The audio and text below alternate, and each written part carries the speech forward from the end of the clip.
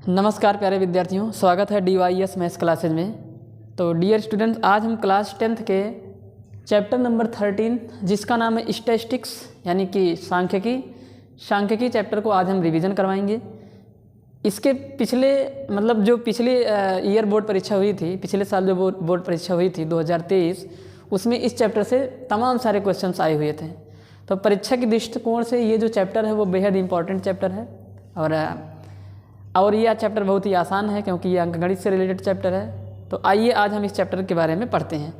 तो चूँकि ये रिवीजन वाली क्लास है इसलिए हम इसमें ज़्यादा डिटेल नहीं जाएंगे, हम जल्दी से इसको पढ़ा के आप लोगों को रिवीजन करवा देते हैं। ठीक, तो क्लास 10th में आप लोगों को पढ़ना है जो डेटा होती हैं। डेटा मतलब कोई भी जानकारी, जैसे मान लीजिए गूगल पे जो तमाम सारी डेटा पड़ी हुई हैं उनसे हम कुछ डेटा एकत्रित करते हैं जो हमारे काम की होती है, तो उसको एक डेटा कहते हैं। या मान लीजिए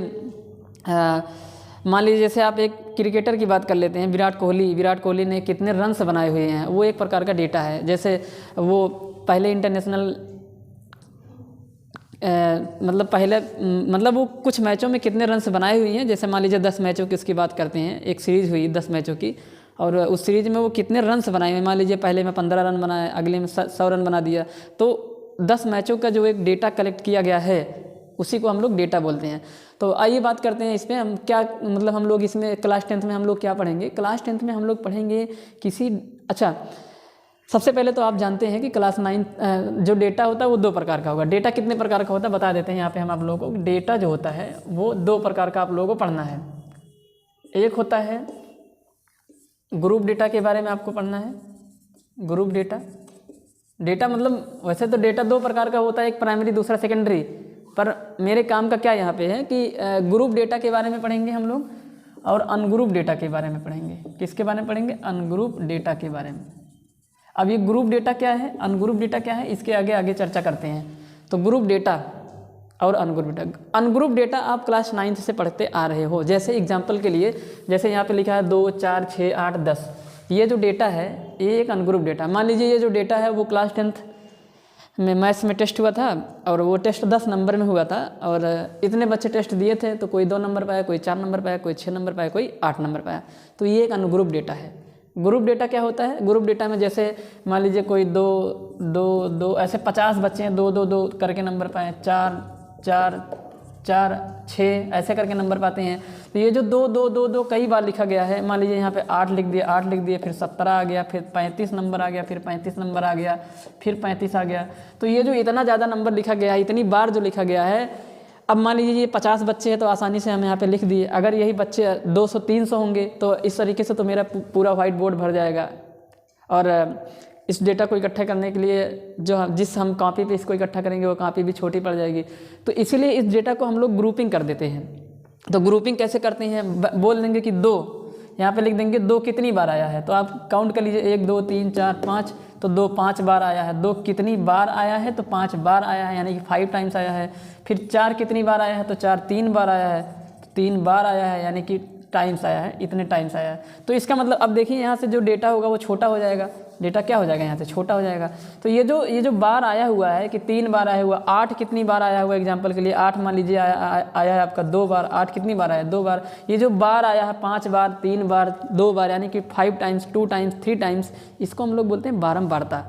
इस तरीके से किसी भी डेटा को जब हम लिख देते हैं तो वो जो डेटा है वो डेटा छोटा हो जाता है, उसको हम छोटे में लिख देते हैं, पर चीज़ वही रहती है। तो ऐसे डेटा को हम लोग बोलते हैं ग्रुप डेटा। तो अनग्रुप डेटा को ही ग्रुप डेटा बना दिया जाता है ताकि मेरा जो डेटा यानी कि लिखने का जो तरीका है वो कम जगह में लिख लिया जाए और आराम से लिख लिया जाए, टाइम भी नहीं लगेगा। तो इस तरीके से करते हैं। अच्छा, अब ये जो है ये क्या हुआ? मान लीजिए ये तो चलिए ठीक है, मान लीजिए 100-200 लोगों की बात हुई तो इस तरीके से कर देते हैं। मान लीजिए 1000-5000 लोगों की बात होती है, 5000 लोगों की बात हुई। जैसे मान लीजिए हम किसी राज्य में गए, मान लीजिए कोई अधिकारी है जो किसी राज्य में गया और वहाँ पे जनसंख्या का सर्वे कर रहा है, जिसमें एज वाइज सर्वे कर रहा है कि 10 से 15 साल के कितने बच्चे हैं, 20 से 25 साल के कितने लोग हैं, 50 से 55 साल के कितने लोग हैं। अब 5000 लोगों का हमें अगर सर्वे करना है तो हम इस तरीके से लिखेंगे तो भी वहाँ पे बहुत बड़ा हो जाएगा। तो वहाँ पे ऐसे लिख दिया जाएगा, बता दिया जाएगा कि 0 से 10 साल के 500 बच्चे हैं, ऐसे 500 बच्चे हैं। तो ये भी एक ग्रुप डेटा है। ये भी कैसा डेटा है, ग्रुप डेटा है, ग्रुप डेटा है। ये भी एक ग्रुप डेटा है और ये भी एक ग्रुप डेटा है। तो ये वाला जो ग्रुप डेटा है ये कम, तो मतलब जैसे इसके अपेक्षा ये ज़्यादा डेटा के लिए होता है और ये बहुत ज़्यादा जब डेटा होता है तो यानी कि ये इसके अपेक्षा ये ज़्यादा डेटा के लिए है। तो 0 से 10 वर्ष के 500 बच्चे हैं तो इस तरीके से इसको लिखेंगे, ठीक। उसके बाद फिर लिख देंगे मान लीजिए 10 से 20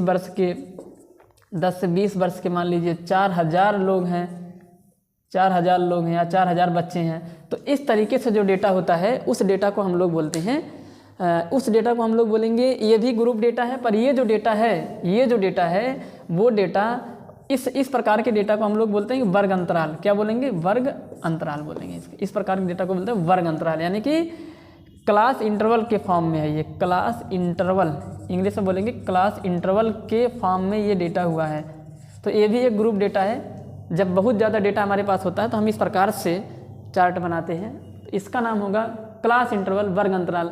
तो आगे हम इसकी चर्चा करते हैं। और आज हम सबसे पहले क्लास 10 में पढ़ेंगे मीन के बारे में, कि मतलब किसी गिवन डेटा से हम कैसे मीन निकालते हैं। मीन मतलब माध्य कैसे निकालते हैं, एवरेज एक तरीके से उसको बोल सकते हैं, औसत बोल सकते हैं, ठीक है।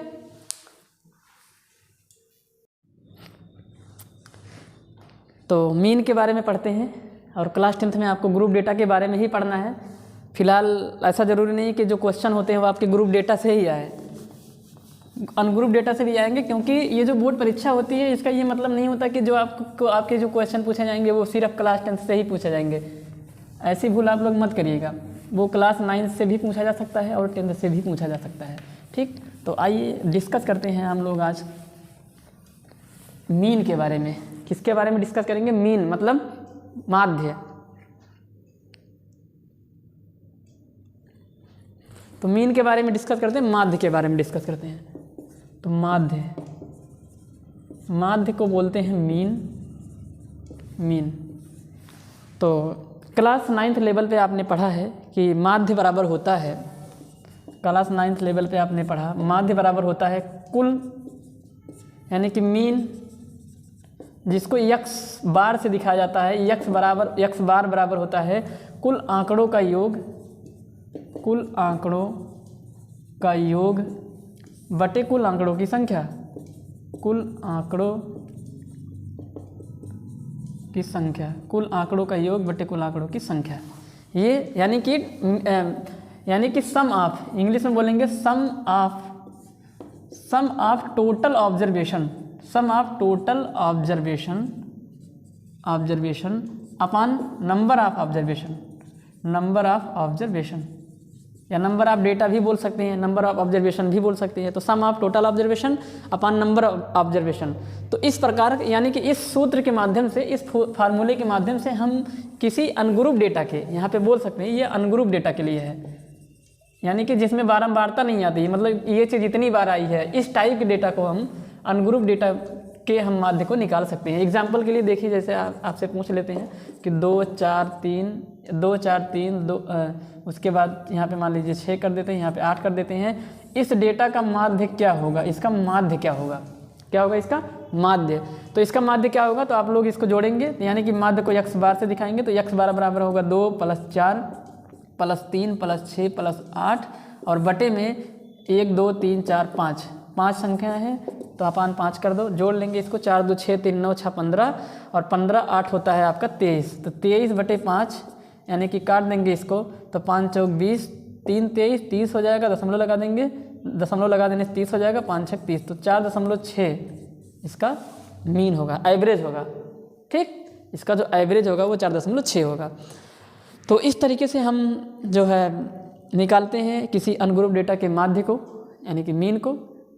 पर हमारा फोकस जो है वो हम किसी ग्रुप डेटा के लिए पढ़ते हैं। ग्रुप डेटा के बारे में हमने आपको बता दिया कि जब हम कहते हैं कि ये डेटा इतनी बार आया है, ये डेटा इतनी बार आया है, ये डेटा इतनी बार आया है, तो कोई डेटा जितनी बार आता है वो जो बार है वो फ्रीक्वेंसी कहलाती है, बारंबारता कहलाता है, ठीक। तो चलिए स्टार्ट करते हैं। और एक एग्जांपल लेते हैं किस तरीके से, देखिए ध्यान से सुनिए। जैसे एक एग्जांपल है, मान लीजिए एक डेटा दिया गया 2 2 2 2 2 4 6 4 4 4 3 3 3, इस तरीके से कोई डेटा है। अब इसका तुम्हें निकालना है माध्य। क्या निकालना? माध्य निकालना, x बार निकालना। माध्य को x बार से दिखाते हैं। तो आपको x बार निकालना है तो आप क्या करेंगे, इनको जोड़ेंगे ना इसको, तो बोलेंगे 2 + 2 + 2 + 2 + 2 कितनी बार? 5 बार। 3 2 5 +4 +4 +4 +4 4 बार, +3 +3 +3 और प्लस में कितना? 6। और अपान में कर देंगे आप लोग 1 2 3 4 5 6 7 8 9 10 11 12 13 कर देंगे। तो आप लोग इसको जोड़ेंगे और 13 से डिवाइड करेंगे, जो आपका आंसर आएगा वो आपका x बार कहलाएगा। तो पर अब यहाँ पे आप लोग ध्यान से देखिए, इसमें आपका बहुत टाइम जाएगा। इसमें आपका क्या होगा? बहुत टाइम जाएगा। अगर मैं इसी डेटा को ग्रुप डेटा बना दूँ, उसके बाद माध्य निकालूँ, तो ये कितना आसान हो जाएगा। आप लोग देखिए इसको। तो आपने देखा कि मैं 2 को कितनी बार जोड़ रहा हूँ, 1 2 3 4 5, 2 को 5 बार जोड़ रहा हूँ। और आप लोग जानते हो, जैसे मान लीजिए 2 को 5 बार जोड़ते हैं तो कहते हैं कि 2 + 2 + यानी कि 2 + 2 4 + 2। तो किसी को जितनी बार जोड़ते हैं अगर उसी से मल्टीप्लाई करा देते हैं तो वही रिजल्ट आएगा। यानी कि 2 को 5 बार जोड़ने से बेटर है कि 2 को 5 से मल्टीप्लाई करा दो। तो जो 2 को 5 बार जोड़ने से रिजल्ट आता है वही 2 में 5 से मल्टीप्लाई करने पर रिजल्ट आएगा। यानी कि 2 यहाँ पे लिख देंगे, 2 को 5 बार ऐड करेंगे तो कितना आएगा? 10। पर अगर 2 को 5 से मल्टीप्लाई करा देंगे तो आंसर कितना आ जाएगा? 10। इसमें आपका टाइम बच जाएगा, टाइम सेव हो जाएगा और इसमें आपका टाइम ज़्यादा जाएगा। तो कहने का मतलब ये हुआ कि अगर मैं इस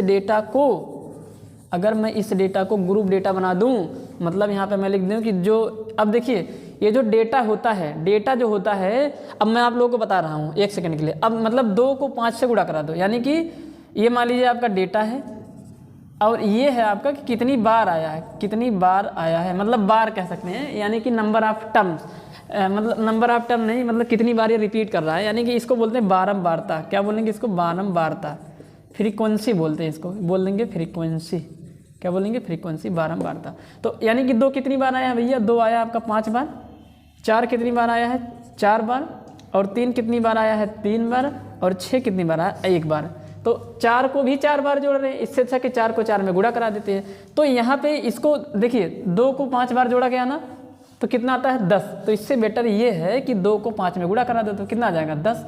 इधर 4 को 4 बार जोड़ने से 4 चौक 16 कर दीजिए। यहाँ पे लिख देते हैं आपको, 2 गुणे 5 कर देंगे तो कितना आ जाएगा? 10। 4 गुणे 4 कर देंगे तो कितना आ जाएगा? 16। 3 गुणे 3 कर देंगे तो कितना आ जाएगा? 9। और 6 गुणे 1 कर देंगे तो कितना आ जाएगा? 6। तो ये वाली जो चीज़ है ये कुछ और नहीं है, ये वही चीज़ है कि 2 को 5 बार ना जोड़ा जाए बल्कि 2 में 5 से गुणा कर दिया जाए तो रिजल्ट वही आने वाला है। तो इस तरीके से इसको कर देते हैं। अब यहाँ पे आप लोग देखिए किसको किसको गुणा कराए हैं आप। तो आपने गुणा कराया है डेटा को, मतलब दिया गया जो आंकड़ा है उसको आपने मल्टीप्लाई कराया, और जो बारंबारता है, बारंबारता को मान लीजिए f से दिखा देते हैं, उसको मल्टीप्लाई कराया। तो इसका मतलब ये निकल के आ रहा है कि आपने जो मल्टीप्लाई कराया है वो कराया है इस गिवन डेटा को, यानी कि अब मान लीजिए थोड़ी देर के लिए गिवन डेटा को x से दिखा देते हैं और फ्रीक्वेंसी को f से दिखा देते हैं। तो आपने ये जो मल्टीप्लाई कराया है वो आपने x × f का कराया है।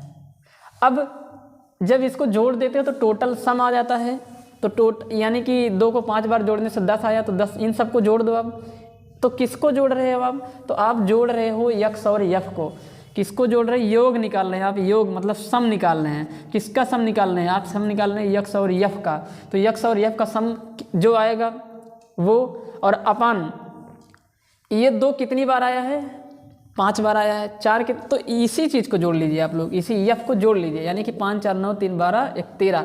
तो ये जो f है ना, ये f का मान 13 जो आ गया, यानी कि जोड़ा गया है, योग है जो सम है। किसका सम है? ये f का।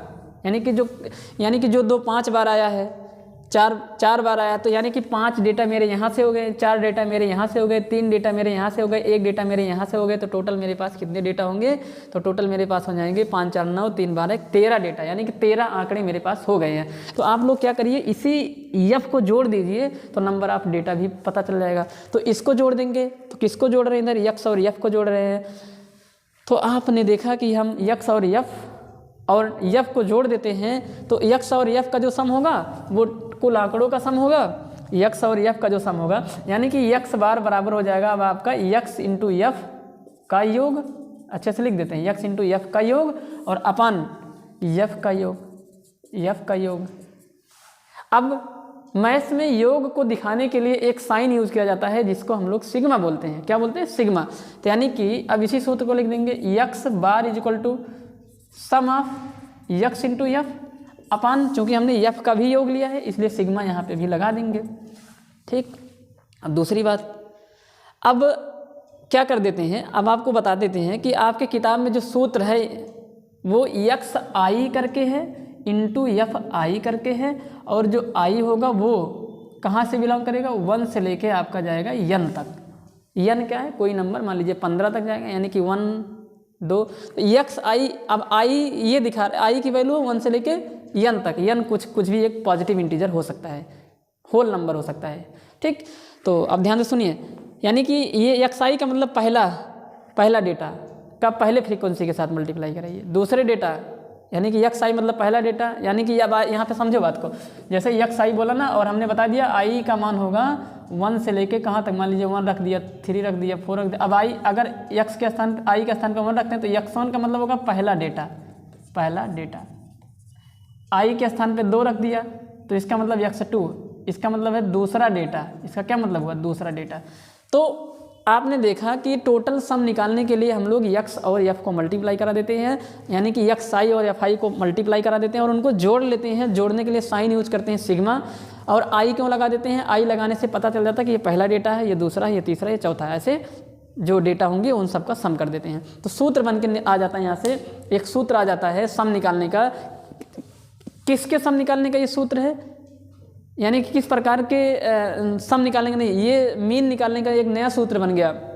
पर ऐसे डेटा के लिए बना जो डेटा फ्रीक्वेंसी में आया हुआ है, यानी कि ग्रुप कर दिया गया है, समूह बना दिया गया डेटा का, ग्रुप डेटा हो गया ये। तो क्या सूत्र बना देख लेते हैं इसको। तो इसी के माध्यम से ये सूत्र बना हुआ है।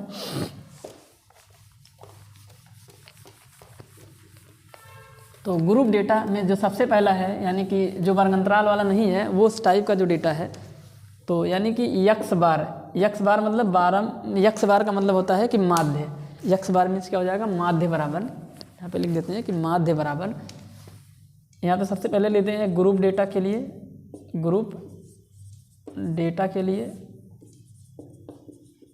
यानी कि जब आंकड़े समूह में होते हैं तो माध्य बराबर, माध्य यानी कि मीन, यानी कि यक्स बार बराबर sigma x i into f i upon sigma में एफ आई।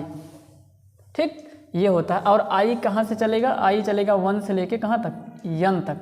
और n जहाँ, यहाँ लिख देते हैं, जहाँ n 1 2 3 dot dot dot n तक कोई नंबर, या इनफाइनाइट भी हो सकता है, एक नंबर हो सकता है। आई की वैल्यू 1 रखोगे तो पहला डेटा, आई की वैल्यू 2 रखोगे तो दूसरा डेटा, 3 रखोगे तो तीसरा डेटा। इस प्रकार से माध्य निकालने का हम फार्मूला बना लेते हैं। और ये दिखाता है योग को, यानी कि total sum of total observation, total observation के सम को, टोटल ऑब्जर्वेशन के सम को दिखाता है ये। और ये दिखाता है number of total observation, total observation. बोलिए आप लोगों को समझ में आया? तो ये जो फार्मूला है, यक्स बराबर सिग्मा में x I F i upon sigma f आई, और आई जो होगा वो 1 से लेके n तक होता है, यानी कि n की वैल्यू 15 20 25 10 5 कुछ भी हो सकती है। इस मेथड से, इस मेथड को हम लोग बोलते हैं डायरेक्ट मेथड। क्या मेथड बोलेंगे इसको? Direct method. हिंदी में बोलेंगे प्रत्यक्ष विधि, कौन सी विधि बोलेंगे इसको? प्रत्यक्ष विधि। तो प्रत्यक्ष विधि के द्वारा, और दूसरी बात ये है कि ये जो ग्रुप डेटा है, ये जो ग्रुप डेटा है, ये जो मतलब सूत्र है, ये किसी भी ग्रुप डेटा के लिए बना सकते हैं आप लोग। मतलब किसी भी ग्रुप डेटा के लिए आप माध्य निकाल सकते हैं। अब वो ग्रुप डेटा चाहे वर्ग अंतराल वाला हो, मतलब क्लास इंटरवल वाला हो, या फिर बिना क्लास इंटरवल वाला हो। तो ग्रुप डेटा की पहचान क्या है, कैसे जानेंगे कि ये ग्रुप डेटा है? तो ऐसे डेटा जिसमें फ्रीक्वेंसी दिया गया हो, बारंबारता दिया गया हो, पता चल जाए कि ये डेटा इतनी बार आया है, तो समझ जाना कि उस डेटा की ग्रुपिंग हो चुकी है। तो जब ग्रुपिंग होती है तो इस प्रकार से हम माध्य निकालते हैं। तो यक्स बार बराबर sigma x I F i upon f i. Sigma लगा देने से इन दोनों के, यानी कि यक्स आई एफ आई, यानी कि जो पदों की संख्या है और जो बारंबारता, उनको गुणा करके जोड़ा जा रहा है, और सिग्मा लगा देने से जोड़ देते हैं। बस इतना आप लोग समझिए। इसको बोलते हैं प्रत्यक्ष विधि। और प्रत्यक्ष विधि के माध्यम से हम लोग एक एग्जाम्पल, मतलब प्रत्यक्ष विधि को समझने के लिए एक एग्जाम्पल से लेते हैं, और उस विधि के द्वारा हम माध्य कैसे निकालते हैं। अब आप लोग देखिए, यहाँ पे अगर आपको कोई भी चीज़ समझ में नहीं आ रही हो तो आप लोग कमेंट कर सकते हैं। तो देखते हैं एक एग्जाम्पल के माध्यम से इसको। तो इसको आप लोग नोट कर लीजिएगा, ये सूत्र।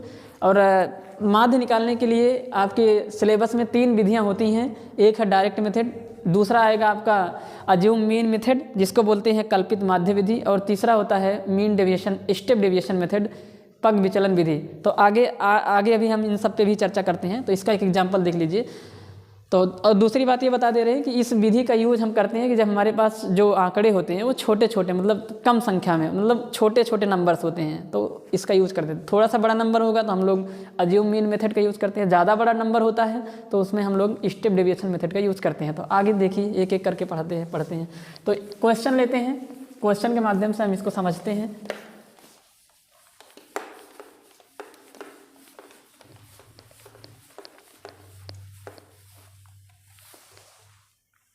जैसे मान लीजिए क्वेश्चन है आपके पास,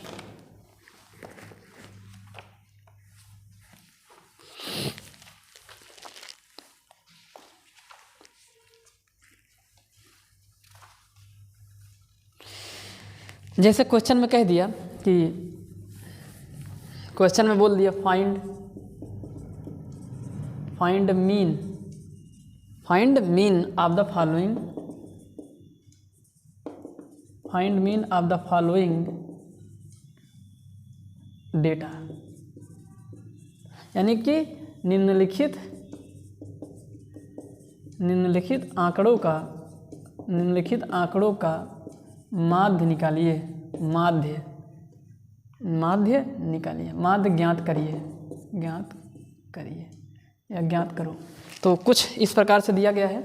मान लीजिए आपको दे दिया यक्स आई, और इधर है एफ आई, और यक्स आई है 19, 21, 23,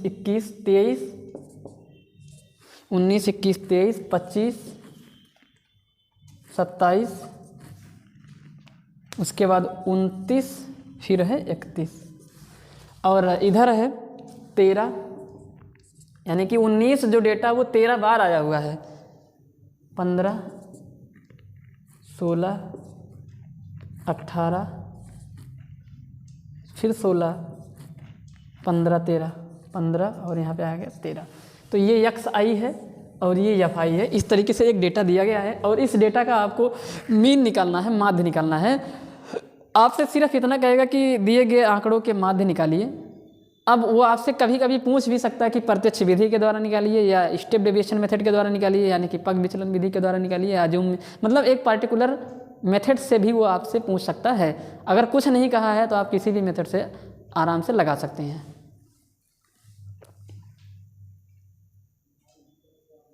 तो चलिए इसको करते हैं, कैसे करते हैं। तो अब क्या करते हैं, ध्यान से आप लोग समझिए इस चीज़ को।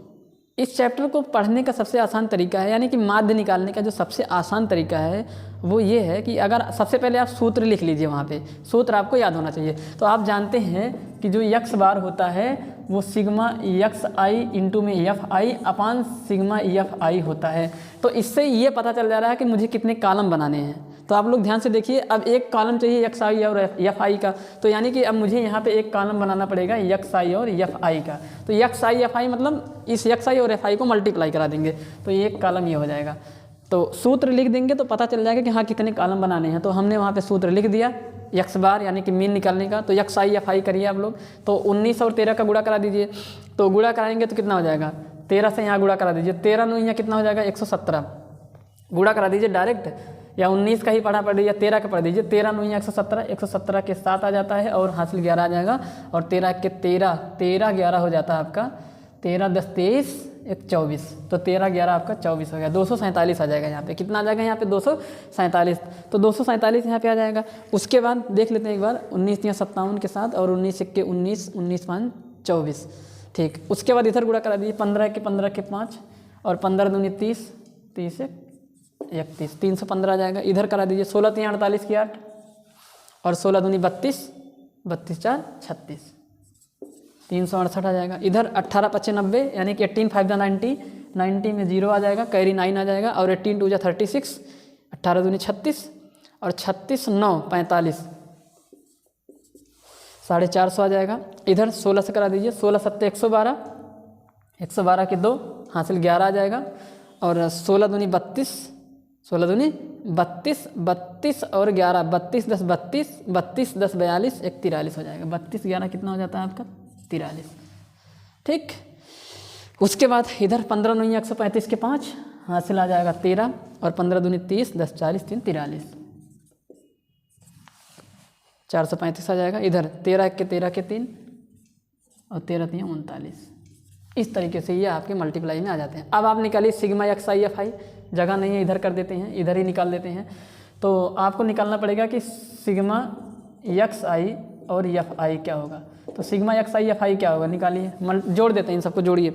तो पहला अंक ऐसे जोड़ते हुए चले जाएंगे, 7 5 12, 12 8 20, 20 2 22, 22 5 27, 27 3 30 के 0 हासिल आ जाएगा आपका 3, 4 1 5 6 11 5 16, 3 19, 3 22, 22 9 41, सॉरी 22 9 31 और 3 हासिल आया हो सा 31 3 34 के 4 हासिल कितना आ जाएगा 3।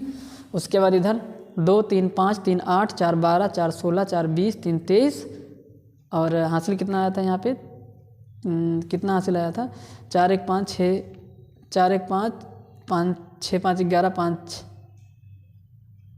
16, 3 19, 3 22, अच्छा 3 हासिल आया हुआ था। ठीक है, तो 3 2 5 3 8 4 12 4 16 4 20 3 23, 23 3 कितना आ जाएगा यहाँ पे 26, 23 3 आ जाएगा आपका 26। तो 26 से 40 x sigma x I F I आया और सिग्मा एफ आई कितना आ जाएगा, यानी कि मुझे यानी कि टोटल नंबर ऑफ ऑब्जर्वेशन भी तो देखना कितना है। तो टोटल नंबर ऑफ ऑब्जर्वेशन कितना 13 15 इन सबको जोड़ना है। तो 3 5 8 6 14, 14 8 22 और 22 6 28, 28 5 33, 33 3 36 के 6 हासिल कितना आ जाएगा 3। तो 1 2 3 4 5 6 7, 7 3 10, तो 106 आ जाएगा। तो यक्स बार बराबर सूत्र में रख दीजिए सिग्मा एफ आई एक्स आई 2640 और बटे में कितना आ जाएगा 106। अब इसको काट दीजिए, ये कितने से कट जाएगा 106, 17 से अगर इसको काटेंगे, चलिए छोटा कर देते हैं, 2 नंबर से काट देते हैं, 2 1 के 2, 2 3 6, 2 दूनी 4 0, 2 5 6 10, 2 3 6, 53 हो गया। अब किससे कट जाएगा ये आपका कट जाएगा 53 से ही डायरेक्ट भाग दे देते हैं इसमें। तो 1320 में 53 से भाग दे दीजिए, तो ये 132 से लगभग ये जाएगा 2 बार, क्योंकि 3 बार में ये 150 के ऊपर चला जाएगा। 2 बार गया 100 आ जाएगा, घटा देंगे 2 3 कट गया 20 उतार लीजिए। अब ये कितनी बार जाएगा, लगभग 5 6 30, 306 बार लगभग जाएगा ये। तो 6 बार जाएगा तो 6 3 18 के 8, 6 5 30, 1 31, तो 6 बार में आ जाएगा 318।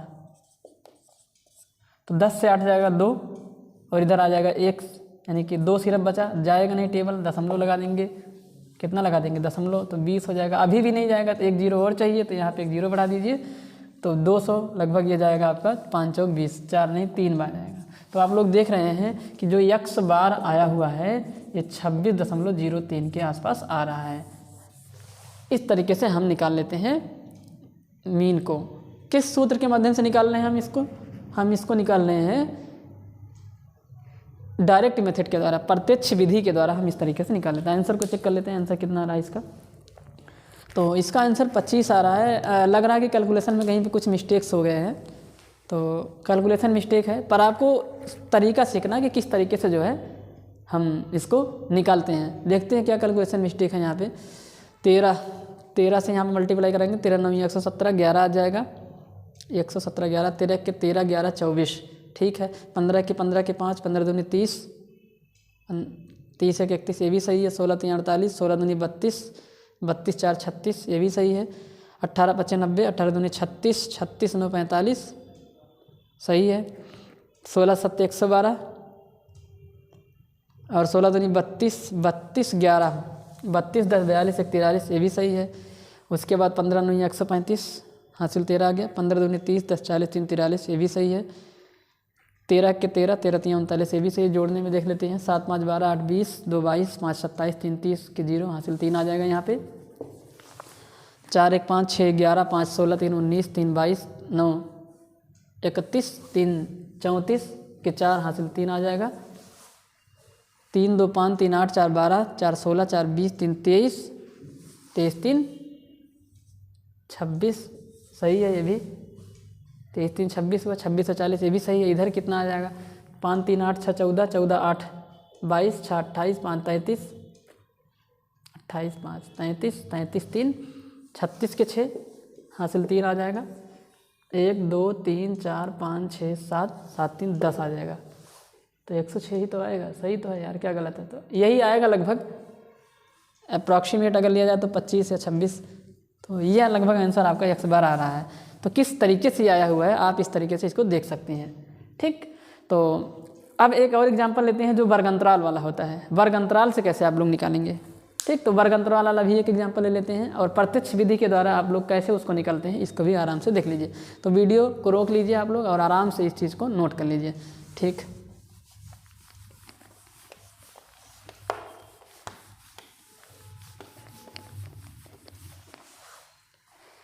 वर्ग अंतराल वाला भी करवा देते हैं 2-3 क्वेश्चन। उसके बाद आज सिर्फ प्रत्यक्ष विधि पे ही क्वेश्चन करवाएंगे, ठीक। तो प्यारे विद्यार्थियों, अब हम डिस्कस करते हैं वर्ग अंतराल टाइप के क्वेश्चन में किस प्रकार से हम माध्य को निकालते हैं, मीन्स मीन को निकालते हैं। तो देखिए आप लोगों के सामने ये क्वेश्चन लिखा गया है। अब हम इसका मीन आप लोगों को निकाल के बताते हैं। तो सबसे पहले मीन का फार्मूला लिख लेते हैं। और ये जो सारी चीज़ें चल रही हैं ये ग्रुप डेटा के लिए चल रही हैं, और ऐसे क्वेश्चन आपके एग्जाम में कम से कम 4 नंबर के पूछे जाएंगे या 2 नंबर के भी पूछे जा सकते हैं, किस हिसाब से यहाँ पे डेटा लिखी हुई है, छोटा डेटा है या बड़ा डेटा। अगर बड़ा डेटा होगा तो वो 4 नंबर का आएगा, छोटा होगा तो 6 नंबर। तो यहाँ पे मजदूरों की संख्या दी गई है और वर्ग अंतराल दिया गया है। इसका मतलब है कि 0 से लेके 10 मजदूर, 0 से लेके वर्ग अंतराल। अच्छा, यहाँ पे क्वेश्चन क्या है, क्वेश्चन एक बार जल्दी से रीड कर देते हैं। क्लास इंटरवल, सिर्फ क्लास इंटरवल ही दिया गया है कि मतलब ये होगा, ये दिन होगा, और क्या मतलब ये 0 से लेकर 10 दिन तक 7 मजदूर काम किए हैं। भाई मजदूर है तो काम करेंगे। तो उसके बाद 10 से लेकर 20 दिन तक 10 मजदूर काम किए हैं। इस तरीके से कुछ यहाँ पे डेटा लिखा गया है, और इस डेटा का मुझे मीन निकाल के बताना है, माध्य निकाल के बताना है। तो आप लोग जानते हैं कि जो माध्य होता है, माध्य बराबर यक्स बार अपान, सॉरी माध्य को यक्स बार से दिखाते हैं, ये होता है सिग्मा में यक्स आई एफ आई, यानी कि सिग्मा में x i upon f i into f i, sigma में x i into f i upon sigma में एफ आई, ये होता है फार्मूला। यानी कि कुल आंकड़ों का योग बटे कुल आंकड़ों की संख्या। तो देखिए किस प्रकार से निकालते हैं। तो जैसे ही हम, और इस प्रकार के मेथड को हम लोग बोलते हैं डायरेक्ट मेथड। डायरेक्ट मेथड, कौन सा मेथड इसको बोलेंगे? डायरेक्ट मेथड, यानी कि प्रत्यक्ष विधि। कौन सा विधि है ये? प्रत्यक्ष विधि। तो प्रत्यक्ष विधि के द्वारा, एक सवाल आपने इसके पहले देखा जो कि वर्ग अंतराल टाइप का नहीं था, पर वो भी एक ग्रुप डेटा था।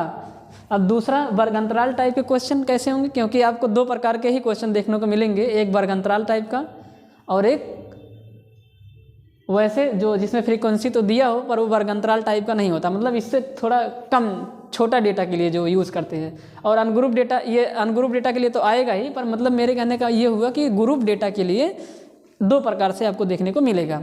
ठीक, तो सूत्र यहाँ पे लिख लिया हूँ। आप लोग देख पा रहे हैं कि एक कॉलम XI और FI का चाहिए। अब आप जानते हैं कि मजदूरों की जो संख्या है वो FI होगा यहाँ पे, क्योंकि ये बारंबारता को दिखा रहा है। ये किसको दिखा रहा है? ये वाला जो टर्म है ये दिखा रहा है बारंबारता को। इसका मतलब है कि 10 मजदूर ऐसे हैं जो 7 दिन काम किए हैं। मान लीजिए 10 मजदूर में एक है मान लीजिए 10 मजदूरों में एक किसी का नाम ले, मान लो मोहन है, तो अब ऐसे 10 दिन लिख दिए तो मोहन मोहन मोहन मोहन मोहन ऐसे 10 बार लिखने से अच्छा है कि 0 से लेके 10 दिन तक कितने लोगों ने काम किया है, तो 7 मजदूरों ने काम किया है। डेटा को ग्रुप कर दिया गया। तो एक XI FI निकाल लेते हैं जल्दी से। और अब ध्यान से सुनो, वर्ग अंतराल वाले केस में क्या होता है, XI क्या होगा? तो वर्ग अंतराल वाले यानी कि वर्ग अंतराल वाले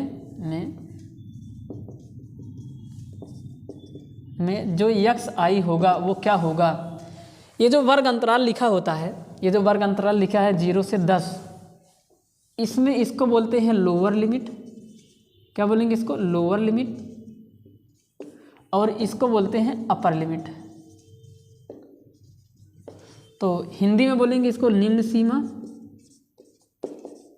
सीमा, और इसको बोलते हैं उच्च सीमा। ठीक, तो यानी कि ये है, अब ये है लोअर लिमिट L1 कह दो, और ये अपर लिमिट है L2। तो ये लोअर लिमिट है आपकी और ये है अपर लिमिट। ठीक है, ठीक। अब XI तो पता ही नहीं है, ये बारंबारता है तो इसको FI से दिखा दो। इसको किससे दिखा दो? ये FI तो तुम्हें पता है, चलो ये FI पता है, ये FI है तुम्हारा। सही से लिख देते हैं, साफ से लिख देते हैं। ये क्या है? FI। ये है FI। अब XI कैसे निकालते हैं वर्ग अंतराल के केस में, ये बात आपको सीखनी है। तो लोअर लिमिट अपर लिमिट सबको समझ में आ गया? आप लोग देख लीजिए अच्छे से। ये लोअर लिमिट, ये अपर लिमिट, इसको भी मिटा देते हैं, नहीं तो गंदगी ज़्यादा हो जाएगी यहाँ पे। तो ये था अपर लिमिट, ये है लोअर लिमिट, यानी कि L1 से L2। उसी प्रकार से ये लोअर लिमिट, ये अपर लिमिट, ये लोअर लिमिट, ये अपर लिमिट, ये लोअर लिमिट, ये अपर लिमिट, ये लोअर लिमिट, ये अपर लिमिट, निम्न सीमा उच्च सीमा। तो जो XI होता है, XI जो होता है, XI बराबर होगा L1 प्लस L2 और अपान में 2। यहाँ से निकाल देते हैं। तो वर्ग अंतराल वाले केस में क्या होता है कि आपको XI नहीं दिया होता है, तो आपको XI निकालना पड़ता है। तो उसके लिए आपको क्या करना होगा, वर्ग अंतराल में निम्न सीमा और उच्च सीमा को जोड़ दीजिए और 2 से क्या कर दीजिए, डिवाइड कर दीजिए। तो यही काम हम यहाँ पे करने जा रहे हैं। तो मान लीजिए यहाँ बीच में ही कर देते हैं, यहाँ पे एक दूसरा कॉलम बना देते हैं, और उस कॉलम को नाम दे देते हैं, एक दूसरा कॉलम बना देते हैं और उस कॉलम को नाम देते हैं XI। क्या नाम दे देते हैं? XI। चलिए एक कॉलम और क्रिएट कर देते हैं।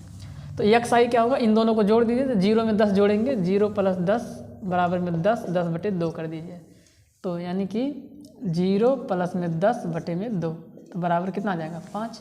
इधर 20 प्लस में 10/2 बराबर में कितना आ जाएगा? 30 हो जाएगा। डिवाइड कर देंगे, 15 आ जाएगा। फिर एक बात और अभी मैं बताता हूँ कि वर्ग अंतराल में देखिए 0 से 10, 10 से 20, यहाँ पे ये अपर लिमिट है। अगले वर्ग अंतराल के लिए वो लोअर लिमिट बन जाएगी, एक नया अपर लिमिट आ जाएगा। फिर अगले के लिए देखिए, ये अपर लिमिट था, यहाँ पे लोअर लिमिट का काम कर रहा है। फिर ये अपर लिमिट है, यहाँ पे लोअर लिमिट का काम कर रहा है। ये अपर लिमिट है, यहाँ पे लोअर लिमिट का काम कर रहा है। अगर ऐसा नहीं होता है कि जो वहाँ पे अपर लिमिट है वो अगले के लिए लोअर लिमिट का काम नहीं कर रहा है, तो उसके लिए एक नियम होता है। वो क्या है, यहीं पे आप लोग देख लीजिए, यहीं पे देख लीजिए, या फिर अभी और क्वेश्चन कराएंगे एक, उसमें देख लीजिएगा आप लोग फिलहाल के लिए। तो अभी इसको निकालते हैं। तो 20 × 10 = 30, 2 कर देंगे, अपान में 15 आ जाएगा। इधर 20 प्लस में 30 और बटे में कितना, 2, 50 आ गया। 50 को काट देंगे 25। अब आप लोग ध्यान से देखिए कि ये जो वर्ग अंतराल है, इनके बीच गैप कितने का है। तो आप लोग देख पा रहे हैं कि 10-10 का गैप है, 10-10 का गैप है। देखिए 10 से 20 10 का गैप, 20 से 30 10 का गैप। अब मैथ्स का मतलब होता है पैटर्न। अब आप पैटर्न पहचानिए, पहले 5 हुआ, फिर 15 हुआ, तो जो गैप यहाँ है वही गैप यहाँ पे भी बनेगा। समझ में आ रहा है आपको? जो गैप आपको वर्ग अंतराल में देखने को मिलेगा वही गैप आपको xi जब निकालेंगे, जब लोअर लिमिट और अपर लिमिट को जोड़ेंगे तो वही वाला गैप आपको देखने को मिलेगा। तो अब सबको जोड़िए चाहे ना जोड़िए, अब आप देख पा रहे हैं कि 10-10 का अंतराल चलेगा, तो 5 से 15 हुआ, 15 से 25 हुआ। अब पक्की बात है 25 से कितना होने वाला होगा 35, और 35 से कितने होने वाला होगा 45। फिलहाल के निकाल के दिखा देते हैं। तो ये हो जाएगा 30 प्लस में 40 बटे में 2, 70 डिवाइड कर देंगे 35, 40 प्लस 50 बटे में 2, 90 डिवाइड कर देंगे, कितना आ जाएगा 45। अब क्या करेंगे, अब अगला एक और कॉलम बनाएंगे भाई हम, इसलिए पहले सूत्र को हम आपको सजेस्ट करेंगे कि आप सबसे पहले सूत्र को लिख लीजिए ताकि ये पता चल जाए कि xi fi का भी एक कॉलम बनाना है या इसका एक कॉलम बनाना है। तो यहाँ पे नई बात क्या थी कि आपको xi नहीं दिया होगा, xi आपको निकालना पड़ेगा, वर्ग अंतराल से ही निकाला जाएगा। तो इस चीज़ को आप उम्मीद करता हूँ नोट कर लिए होंगे। अब आगे हम दूसरा कॉलम बना देते हैं यहाँ पे, चलिए कॉलम बना देते हैं यहाँ पे। तो एक कॉलम मुझे और बनाना पड़ेगा जिसका नाम होगा xi और fi का। एक कॉलम और बना लेते हैं, कॉलम बनाना है मुझे एक और जिसका नाम होगा xi इंटू में कितना fi। अब गुणा करा दीजिए भाई, xi आपका निकल गया, इन दोनों का गुणा करा देंगे तो 5 गुणे में 7 बराबर में आ गया 35, 15 गुणे में 10 150, 25 गुणे में 15, 15 पचे 75, 15 दूनी 30, 7 37, 375, 35 गुणे में 8, 8 पंचे 40 के 0 और 8 तिरिक 24, 4 28, 45 गुणे 10 450। अब सूत्र क्या था, x bar is equal to sigma xi into में fi अपान में सिग्मा fi। जिसके पास सिग्मा लगा है उनको हमें जोड़ देना है। तो सिग्मा लगा है xi fi के पास, तो हम xi और fi को जोड़ देंगे। तो अब एक और कॉलम, मतलब कॉलम हमारा कंप्लीट हो गया। अब यहाँ पे हम निकालेंगे क्या, यहाँ पे हम निकालेंगे सिग्मा xi fi, यानी कि जोड़ देना, इसको जोड़ दीजिए, जोड़िए इसको। तो 5 पहला अंक 5 10 के 0 हासिल कितना आ गया 1। दूसरा अंक 3 5 8 7 15, 15 5 20 8 28 और 1 29 के 9 हासिल कितना आ गया 2। अरे देखो ना 5 3 8 7 15, 15 5 20 8 28 हासिल कितना 1 था, 1 29 9 हासिल 2 आ गया। 4 2 6, 6 3 9, 9 1 10 और 10 2 12, तो 1290 आ गया। नीचे सिग्मा fi भी निकालना है, तो fi मतलब फ्रीक्वेंसी वाले लाइन में जाइए आप लोग, तो यहाँ से निकाल लीजिए सिग्मा fi। तो सिग्मा fi किसके बराबर होगा, देखिए 10 7 17 हो गया, 17 10 27 हो गया, या ऐसे जोड़ दीजिए 7।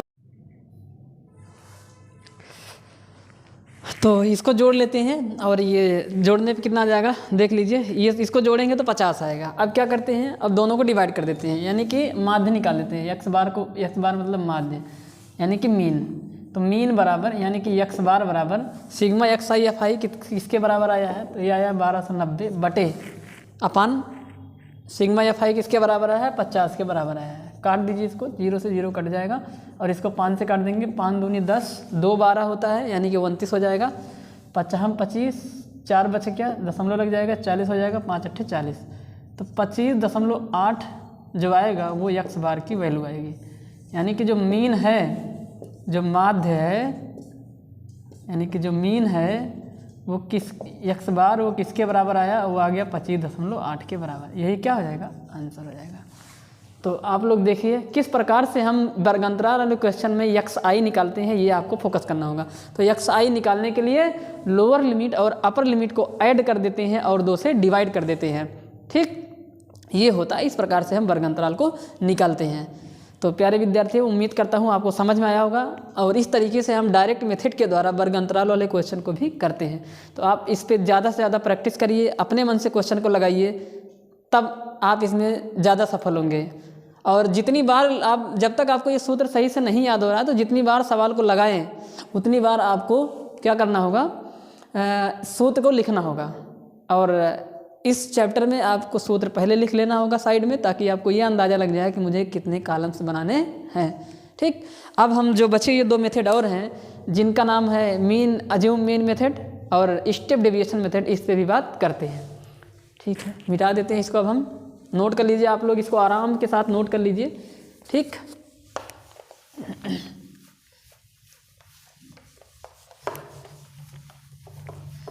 तो मीन निकालने का ये एक तरीका था जिसका नाम था प्रत्यक्ष विधि, डायरेक्ट मेथड। अब एक होता है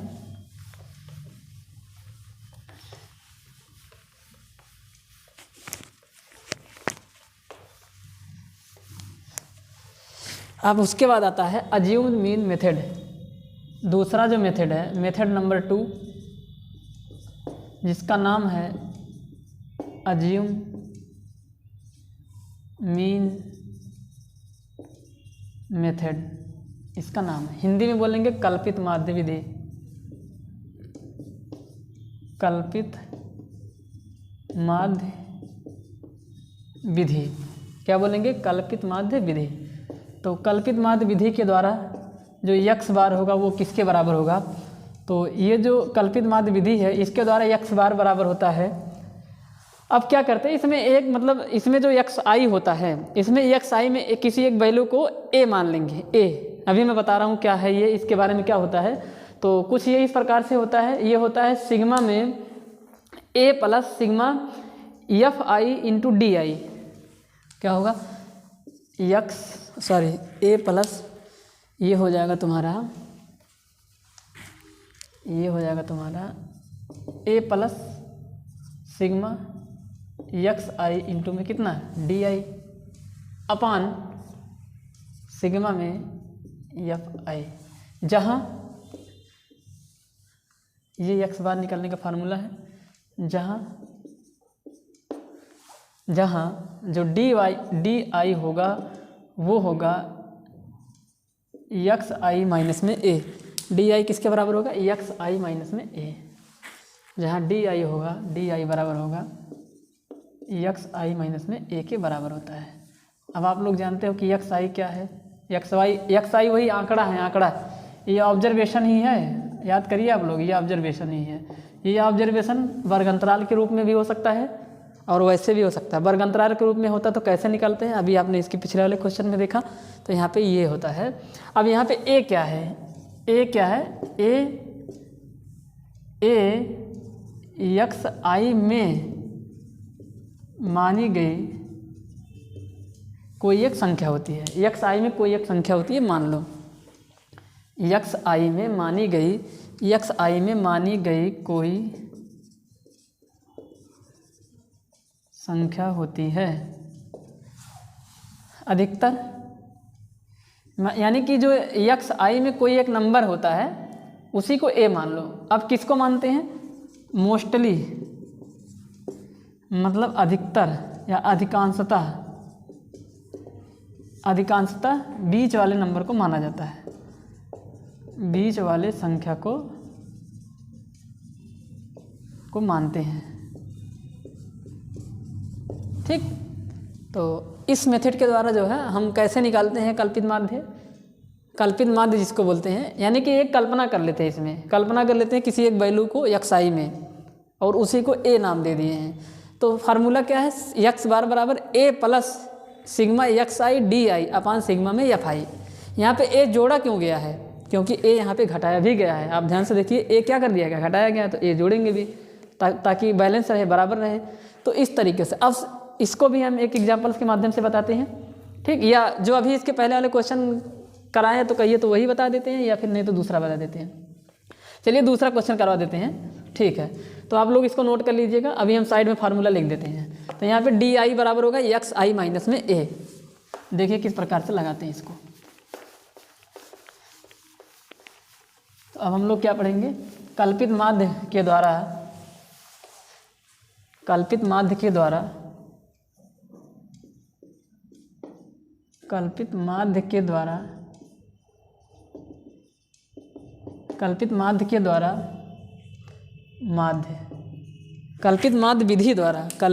विधि द्वारा क्या पढ़ेंगे? कल्पित माध्य विधि द्वारा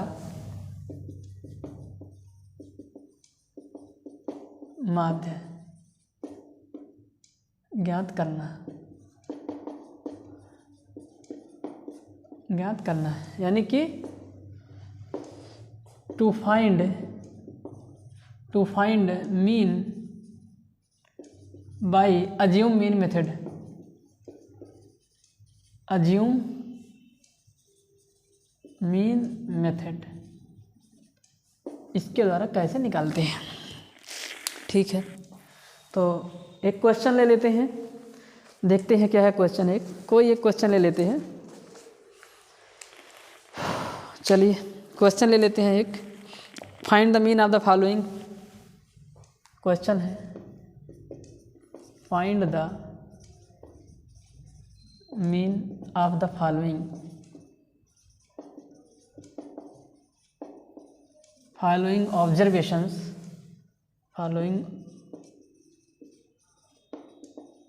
observations by assume mean method.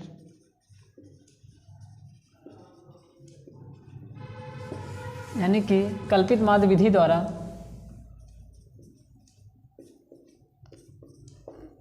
कल्पित माध्य विधि द्वारा माध्य ज्ञात करिए, ज्ञात करो। क्वेश्चन है, एक तरफ लिखा गया है क्लास यानी कि वर्ग अंतराल, यानी कि क्लास या क्लास इंटरवल भी बोलते हैं इसको, क्लास इंटरवल यानी कि वर्ग अंतराल। दूसरी तरफ लिखा फ्रीक्वेंसी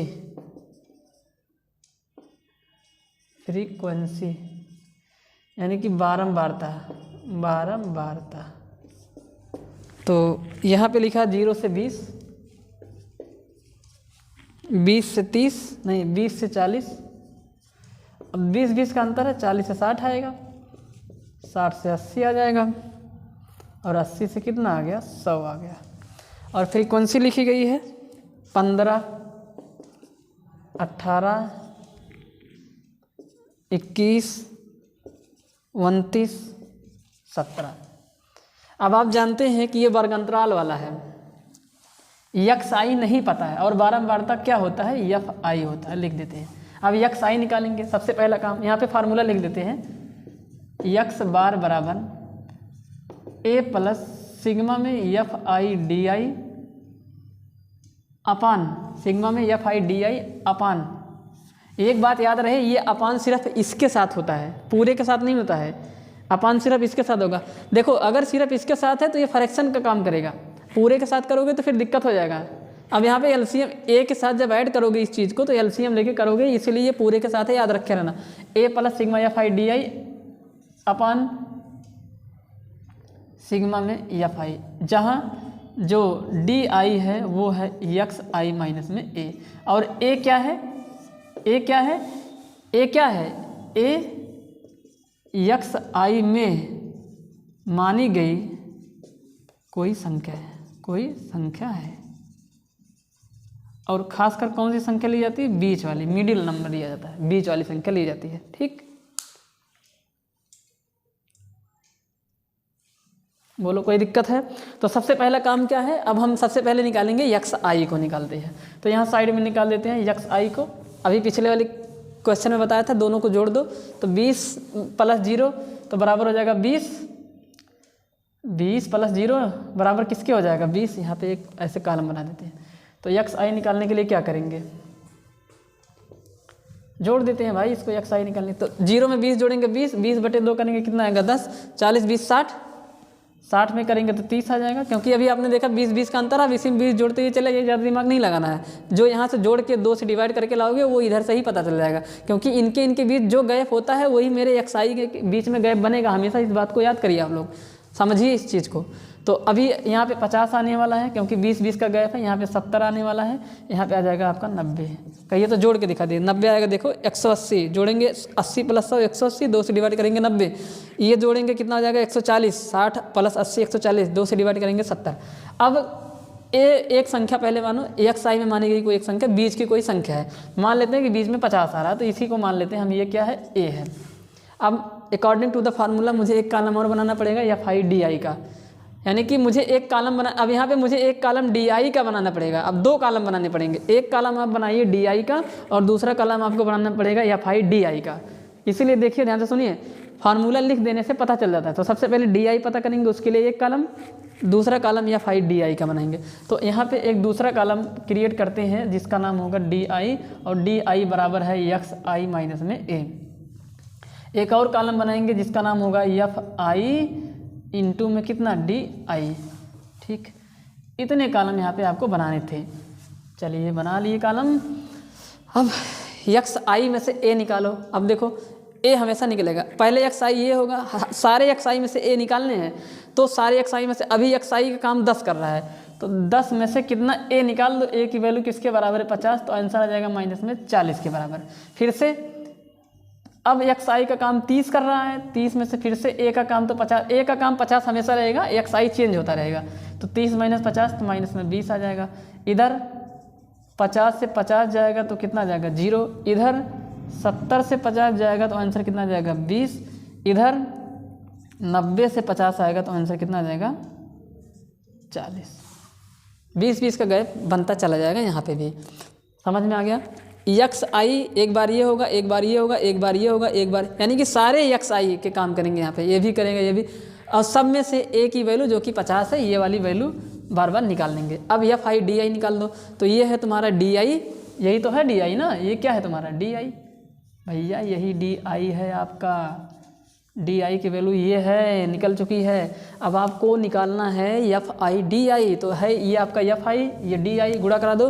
15 गुणे माइनस में 40 कर देंगे, यहाँ पे कर देते हैं, यहाँ पे आ जाएगा 15 गुणे माइनस में 40, तो 15 चौका 60, 600 आ जाएगा और माइनस में आ जाएगा, क्योंकि प्लस माइनस का गुणा माइनस होता है। इसी प्रकार से 18 गुणे, इसी प्रकार से कर देंगे 18 गुणे माइनस में कितना 20, गलती मत करना, ये है डी आई और ये है एफ आई, और हमें निकालना है एफ आई डी आई। समझ लीजिए अच्छे से। तो 18 गुणे ये एफ आई 18 है और डी आई माइनस में 20 है, तो मल्टीप्लाई कराएंगे माइनस में आएगा, और ये 18 दूनी 36, 360 आ जाएगा। उसके बाद ध्यान से देखिए, इधर मल्टीप्लाई करा दीजिए 21 का 0 के साथ, तो ये बन जाएगा 0, और इधर 29 का गुणा कराएंगे 20 के साथ। किसके साथ कराएंगे 20 के साथ, 29 गुणे 20 कर दीजिए। एफ आई डी आई आपका 20 है यहाँ पे, और 29 दूना 78 होता है, गुणा कर देंगे 780 आएगा, प्लस में आ जाएगा। इधर देखिए ये 17 है और ये 40 है, 17 चौका 68, 680 आएगा। अगले कॉलम में क्या करना है आपको, अगले कॉलम में आपको सिग्मा एफ आई एक्स आई निकालना है। तो ये है नहीं सिग्मा, ये किसका कॉलम है भाई, ये कॉलम एफ आई डी आई का, तो सिग्मा उसी का तो निकलेगा, एफ आई डी आई जोड़ दीजिए। इसको जोड़ने पे कितना आ जाएगा ये। अब देखिए ध्यान से देखिए, किसको किसको जोड़ेंगे, सेम साइन को जोड़ देते हैं। अगर माइनस माइनस जुड़ेगा तो माइनस में आंसर आएगा। ऐसा नहीं है कि माइनस माइनस देखने के बाद उसे घटा दीजिए, नहीं, माइनस माइनस भी जुड़ता है और प्लस प्लस भी जुड़ता है। सेम साइन ऑलवेज ऐड, जिस साइन में सेम हुए हैं मेरा रिजल्ट उसी साइन में आता है। आपको ये बात ध्यान देना है। तो ध्यान से देखिए, ये 600 ये 360 दोनों माइनस माइनस जुड़ जाएगा, ये ऐसा नहीं कि नहीं जुड़ेगा, जुड़ेगा। तो माइनस में 600 माइनस में 360, माइनस में 600 माइनस में 360 जोड़ दोगे तो आ जाएगा 6 3 960, माइनस में 960 आएगा।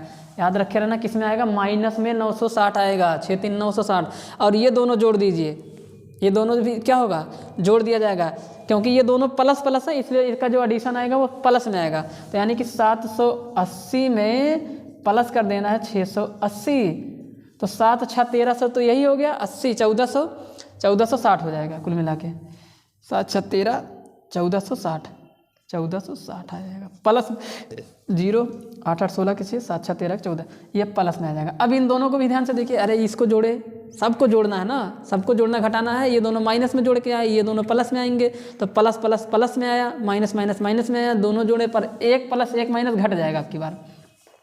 अब 1460 में से 960 माइनस कर दीजिए, देखिए 0 0 5 आ जाएगा, टोटल कितना आ जाएगा 5 आ जाएगा, 500 आ जाएगा टोटल कितना आ जाएगा 500, 14। तो इसका मतलब सिग्मा एफ आई एक्स आई किसके बराबर आया, 500 के बराबर आया। अब सिग्मा एफ आई निकाल लो, सूत्र के हिसाब से निकाल लेंगे। सिग्मा एफ आई जोड़िए इसको, 5 8 5 13 14 14 9 33 33 7 40, हासिल कितना आ गया 4, 1 2 4 6 7 4 11, 110 आ गया। कितना आ गया? 110। तो गलत तो नहीं ना, ये देख लेते हैं एक बार, ये गलत तो नहीं है कहीं। तो ये गलत नहीं है चेक कर लेते हैं एक बार फिर से। 8 5 13, 1 14, 14 26, 21, 21 9 30। अरे 8 5 13, 13 1 14, 14 9 21, 14 9 23, 23 7 30 के 0 हासिल 3 आएगा, 2 4 6 7 3 10 आएगा, यहाँ पे 100 आ जाएगा। यहाँ पे कितना आ जाएगा? 100 आएगा। गलत हो रहा था ये, 500 आ जाएगा। तो अब निकाल देते हैं, इस चीज़ को मिटा देते हैं। यहाँ पे 500 आ गया और यहाँ पे ये आ जाता है। तो अब हम लोग निकालते हैं यक्स बार बराबर किसके निकाल देंगे? यक्स बार। तो यहाँ पे इस चीज़ को मिटा देते हैं। आराम से आप लोग देखिएगा इसको। यहाँ पे डी आई निकालना पड़ता है जो कि यक्स आई माइनस ए होता है। ए एक संख्या मानी जाती है यक्स आई में।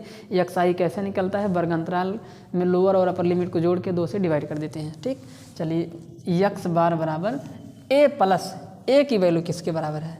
तो ए की वैल्यू 50 है। तो 50 प्लस एफ आई डी आई, इतने के नीचे अपान है, सबके नीचे नहीं है, गलती मत करना। तो 500 बटे में 100। अब इसको 2 प्रकार से सॉल्व कर सकते हो। चाहो तो इसको इतना सॉल्व करके 50 में जोड़ दो या एलसीएम लेके कर लो। तो हम तो क्या करेंगे, इसको सॉल्व कर लेंगे और फिर इसी में 5 जोड़ देंगे तो आंसर आ जाएगा 55। तो 55 जो होगा वो इसका मीन होगा, माध्य होगा। माध्य या जो मीन है वो किसके बराबर आया है? 55 के बराबर आया है। यही क्या हो जाएगा? आंसर। समझ में आ गया आपका? कोई दिक्कत? तो इस तरीके से ये निकलता है। ठीक,